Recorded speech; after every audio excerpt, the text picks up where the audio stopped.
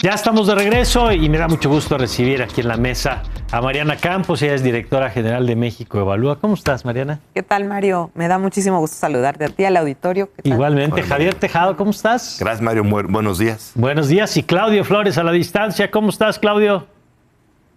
Muy bien, querido Mario, Mariana, Javier, un gustazo saludarlos desde Nueva York. Muy bien. Bueno, pues qué gusto, qué internacional andas, querido amigo. Oye, y arrancamos con nuestra mesa, Mariana, con uno de los temas que ha marcado la conversación los últimos días, meses, pero de los últimos días, el tema del choque entre el presidente y el Poder Judicial. El frente, digamos, está, yo diría, por un lado en el tema presupuestal, donde el presupuesto dice que el presidente hay que meterle tijeras, sobre todo al asunto de los fideicomisos, y por otro, la narrativa de todos los días del presidente, diciendo que la resistencia de los jueces es por defender sus privilegios. ¿Cómo ves este tema? Bueno, yo creo que es un tema muy delicado, Mario, porque como sabemos el Poder Judicial pues, ha venido siendo un contrapeso en algunas de las reformas que el presidente ha querido impulsar. Y me parece que en cualquier país puede haber este tipo de, digamos, incentivo. Y lamentablemente se está utilizando el presupuesto, no tiene salvaguarda, así se llama, una garantía, una salvaguarda presupuestal, el Poder Judicial de la Federación en nuestra Constitución. Los países más desarrollados, las democracias avanzadas, tienen una salvaguarda. Un garantizado, un piso garantizado. Así es, para evitar que se dé una situación, una represalia de este tipo. Y entonces se escribe que en la Constitución que el Poder Judicial debe de recibir un porcentaje, por ejemplo, del gasto programable del gobierno federal. Usualmente la recomendación de la ONU es de 2%, y de esta manera ya no entra a discusión. O sea, tiene ese mínimo. Ese es como un techo mínimo que debe recibir, y se acaba esa discusión para evitar que se politice. Entonces, en México no tenemos eso y estamos viviendo esta circunstancia, ¿no? Hay que decir que lo hay en algunos estados.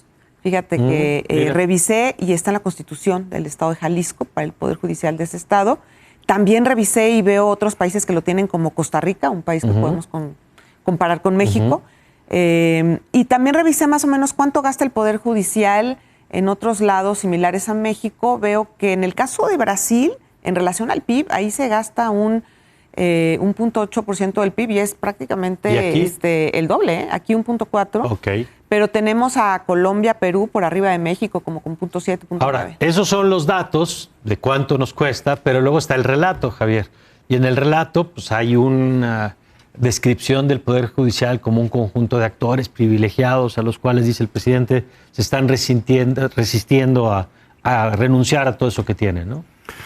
A ver, yo me formé en el Poder Judicial Federal y yo entiendo la importancia de este poder, desde luego el contrapeso que tiene que ser, creo que a todos nos ayuda. Pero sí creo que en los últimos meses se ha venido perdiendo el relato, la narrativa, como diría Claudio, del Poder Judicial Federal.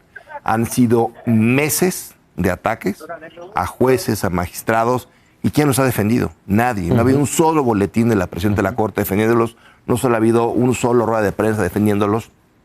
Sí hizo una rueda de prensa la presidenta de la Corte, convocando a todos los plenos del Poder Judicial Federal para exigir su presupuesto, cuando todavía no arrancaban en el proceso legislativo y casi amenazando, o me dan el dinero o el sistema de transición democrática no va a funcionar bien. O sea, creo que la verdad, las formas para defender a los jueces no han existido y las formas para relacionarse con el poder legislativo tampoco han sido las adecuadas.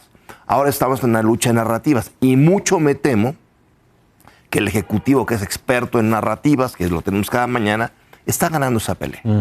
Siendo tan importante como lo es el Poder Judicial, yo creo que no están entendiendo quién los defiende. Ahora tienes tú un sindicato que no tiene la mejor fama defendiéndolos, o tienes empresarios que adeudan miles de millones de impuestos también defendiendo en redes sociales. O sea, te están defendiendo los que no quisieras que te defendieran. Entonces yo sí creo que estos últimos, digamos, aquí hay dos peleas. Una son los fideicomisos y otra en noviembre es el presupuesto propiamente. Habrá que defender cuáles son los legales, por qué se requieren, cuáles no.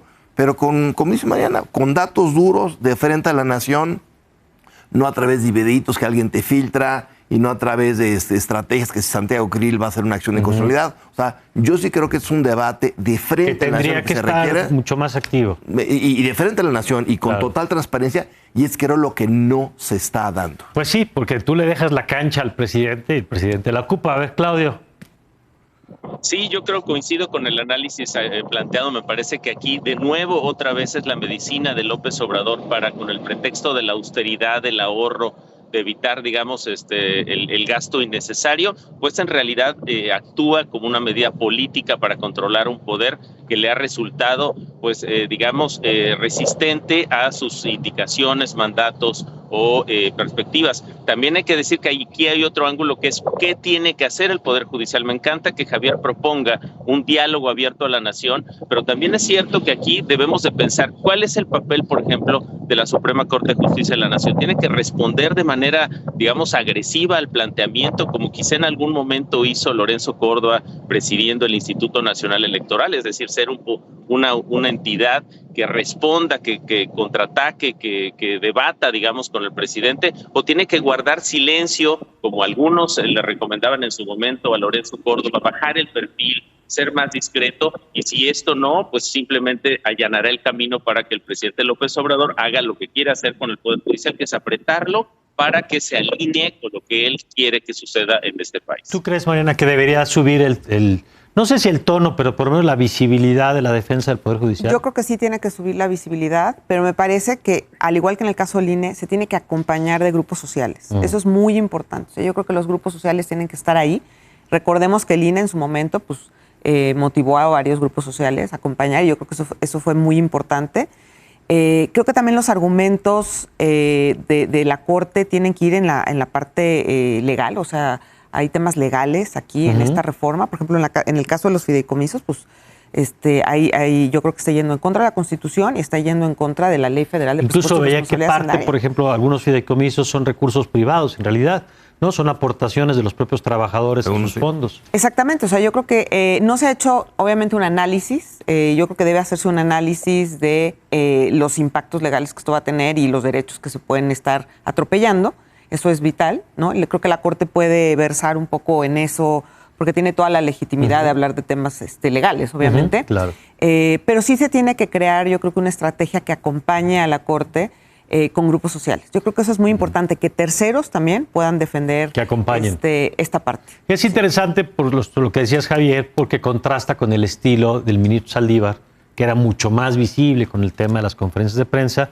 Y aquí creo que en el afán de tener un estilo diferente, pues quizá no es el contexto para un estilo diferente de bajo perfil, en esta lógica de que las sentencias hablen por sí mismas y todo. Quizá el escenario demanda otro tipo de cosas. Pero bueno, vamos a otra arista, Javier, que es el presidente, curiosamente, cuando inicia el gobierno, retoma algunas de las banderas en materia de derechos humanos. El caso de Ayotzinapa es una, el tema de una comisión que investigue los crímenes de la guerra sucia, entre otros temas, en la Comisión Nacional de Búsqueda, a la que el presidente decía que se le iban a dar recursos ilimitados, que cosa que por supuesto nunca pasó, pero que era una señal, digamos, de que el presidente tenía ese tema en su agenda.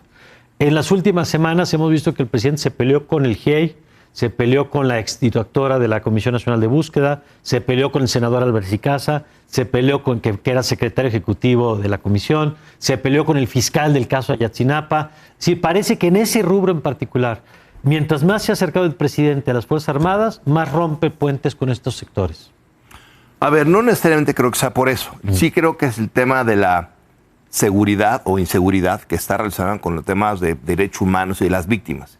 Y en la medida en que no logra resolver el tema de la inseguridad y muchas más personas van exigiendo seguridad o compensación por esta, digamos, situación tan triste que hay en tema de seguridad, pues entra en conflicto con todos estos grupos al defender su estrategia de seguridad y procuración de justicia. Creo que el tema más claro es el tema de Ayotzinapa.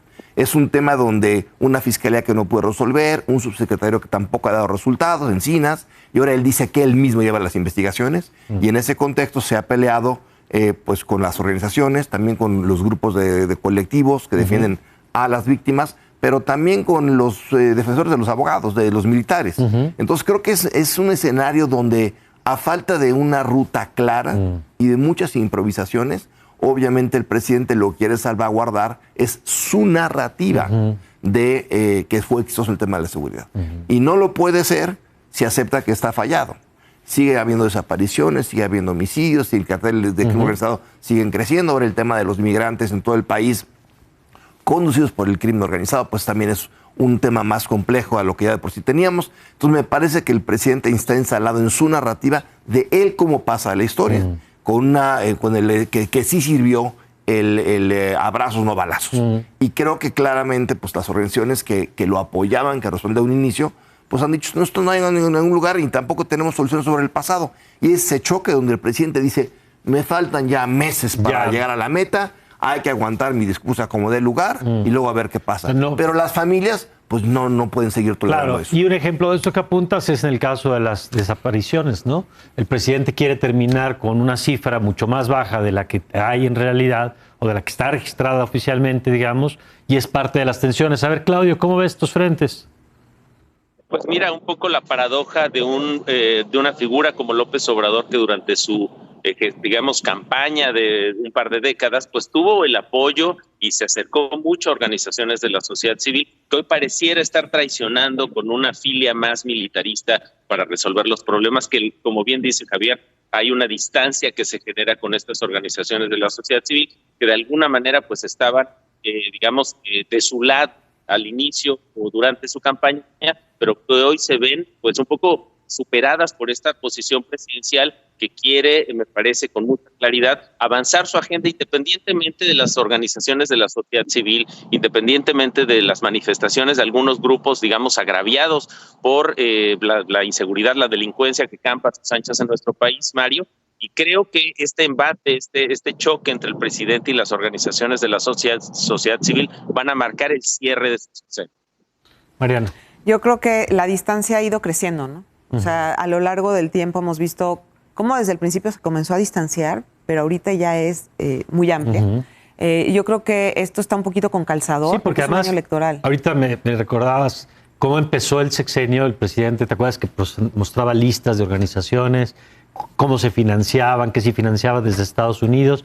Empezó por ahí, digamos, y está terminando endureciendo todavía más la postura. Endureciendo y obviamente también friccionándose con personas del propio gobierno que han trabajado en estos temas, ¿no? Entonces, yo creo que la distancia se ha ido ampliando y ahorita está muy forzada esa situación. Yo creo que él, en su narrativa, no piensa aceptar, obviamente, el fracaso, porque estamos en un año electoral. Claro. Sin embargo, creo que sí es un área de riesgo, porque si uno ve las encuestas y la opinión pública, en realidad la mayoría de la gente, a pesar de que aprueban todavía mucho al presidente, sí reconocen que la seguridad ha sido un fracaso, sí reconocen que es el área principal de atención, que no fue, digamos, no es un logro de este gobierno, ni mucho menos. Entonces, a mí me parece que en ese sentido sí puede ser un área de riesgo, pero quizás no le queda de otra, ¿no?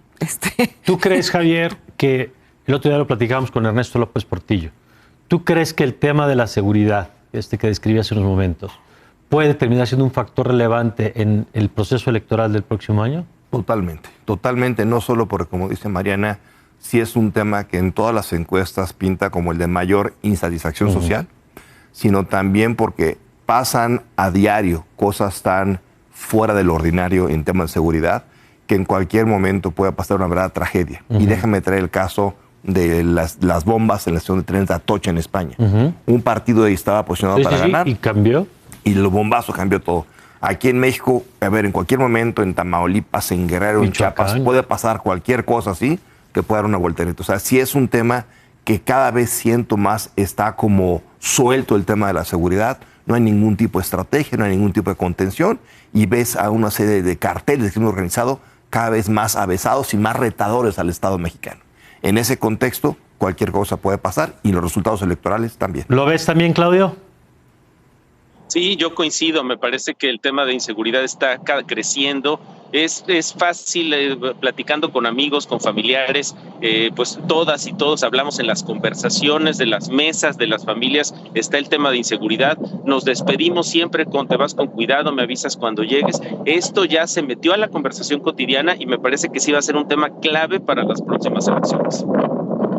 Claro. Tan es un tema que está en la agenda electoral que las dos candidatas, Claudia y Xochitl Gálvez, ya tienen escoltas militares reviviendo lo que era el Estado Mayor presidencial. Pues sí, claro. Mariana, muchas gracias. Bienvenida y ojalá que se repita pronto. Me da mucho gusto. Hasta luego. Gracias, Javier. Buenos días. Gracias, Claudio.